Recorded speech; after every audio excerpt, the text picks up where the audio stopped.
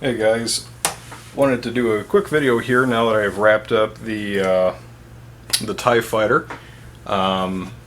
This is the 172 scale TIE Fighter from Bandai. It's a recent-ish release. I think it came out like in the last 3 months or so. This was actually a birthday present from my fiance, and I kind of used it as a peace offering because long ago she purchased a new Gundam for me right when it came out, like that Christmas or like really close to it, and it's still sitting on my shelf unbuilt. So I just kind of wanted to do one of the kits that she purchased for me, just so she can know that I'm not ignoring them, and I will get to them eventually. I actually did a lot of work on this. It was in pieces and unpainted on last Saturday. By Monday I had it completely shaded and painted, and then by Tuesday, just in time for the Those Gundam Guys and Friends live stream, I started weathering it, mostly with washes, just to start pulling out the detail of this kit. This model, speaking of detail, it is absolutely jam-packed with all sorts of little intricacies. It really is an incredible model to behold. You know, you can look at the pictures online, you know, the ones that, like the stock images that Bandai has, and like all of this is invisible, but as soon as you unwrap the kit and just start looking at it, it's just jam-packed. Now, I'm not the type of builder, I'm not a rivet counter, I'm not the type of person that feels that a kit has to be, you know, perfect to like the movie, the source material or whatnot. I'm sure there are people like on RPF that could probably tell you exactly what the parts on this, you know, the original studio scale model came from, because they were all built from like Kit Bash model kits back in the day. That's not really me. I just like this kit because I liked Star Wars a lot as a kid, and I wanted to, you know, build something from that universe.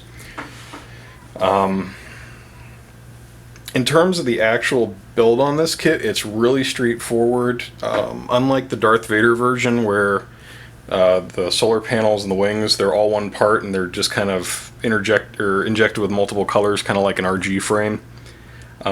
This kit, actually, the solar panels are separate pieces, so this black piece, this piece, the spoke on this side, the spoke on that side, and then the caps are all separate pieces, so it's really easy to paint. You're given a choice with the cockpit and the hatch. This one I used the clear pieces and just masked all that out to paint it. You could do, maybe I have the parts around here. You could just choose to use the blank parts that you know, skew the clear plastic, which are right here. And I'd actually assume probably in the movie, the models that they built, they use pieces closer to this than you know, the glass here, or the plastic, because it tends to reflect light sources around it and probably wouldn't look too good when shooting in a studio. This kit does come with water slides as well, which is kind of a neat little bonus. You can see there aren't many on the kit. There's one there in the hatch. There are a few little yellow ones about. Almost all of them are forward facing, so you'll only like really have decals on the front of the kit. I did wind up, I don't even think this decal was marked in the manual. I did wind up putting one in the back just for the hell of it, just to balance everything out. Another thing I did, this was on the manual. This is something I didn't even know existed. If this was like a movie thing where they had a few panels that were painted like different colors. I mean, the TIE Fighters weren't as ramshackle as like the X-Wings and the Y-Wings from like A New Hope, where they're all different colors really.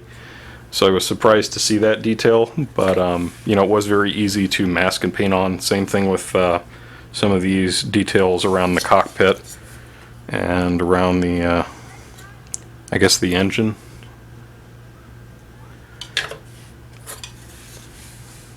overall, I'm really happy with the way this kit came out. It's very simple. The manual, like, this would be a small HG in terms of like what you might build Gundam plow wise, and you know, there's a lot of detail on the inside as well. Kind of popped off, but let's see if the light hits it correctly. You can make out there is a pilot in there, and he has like a little control yoke. And there are actually all these little kind of like triangular screens on the inside of the cockpit area, which were a pain in the butt to get in and probably invisible once the kit's been assembled, but they're there.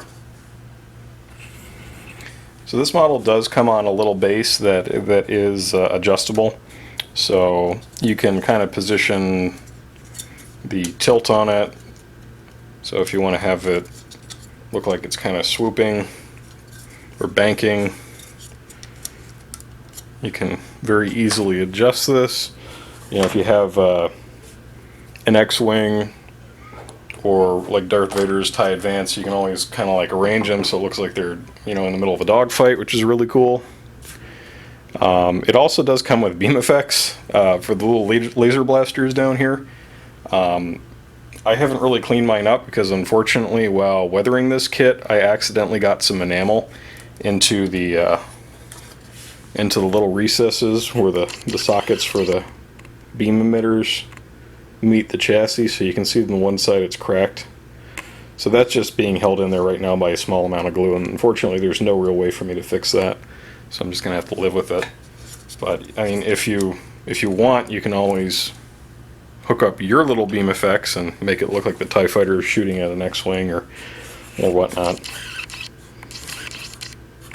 My hope long term with the Star Wars line that they're doing is that Bandai gets around to doing a Millennium Falcon. I know when the fine molds Millennium Falcon came out, it was like I think $200 or $300 for the big one that I wanted, and I just didn't have the cash for it at the time.